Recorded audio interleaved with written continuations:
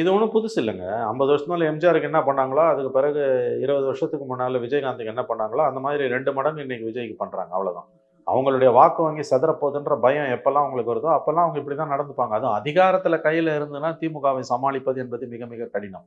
ஆனா அந்த எதிர்ப்புல தான் கட்சிகள் வளர்ந்திருக்கு. இந்த எதிர்ப்புகள் தான் புதிய கட்சிகளுக்கு உரமாக அமைந்திருக்கிறது. 72ல கட்சி ஆரம்பிச்ச எம்ஜிஆர் 77 அதிகாரத்தை கைப்பற்றினார்.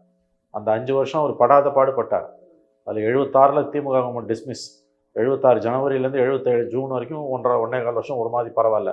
ஆனால் அதுக்கு முன்னால் அந்த 4 ஆண்டுகள் கருணாநிதி ஆட்சி காலத்தில் ப்ளஸ் கவர்மெண்ட் போன பிறகும் டிஎம்கேவோட வயலன்ஸ் வந்து கொஞ்சம் நஞ்சம் கிடையாது.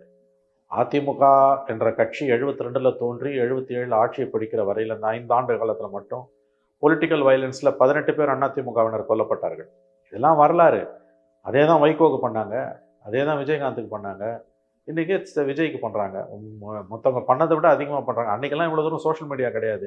இன்றைக்கி சோஷியல் மீடியா இருக்கு, ஆனால் அதை பற்றி கவலைப்படாமல் அவங்க பண்ணிக்கிட்டு தான் இருக்காங்க. பட் இதை தான் அவங்க சேலஞ்சாக எடுத்துக்கணும். மக்களிடம் போகணும், அதை எடுத்துக்கணும்.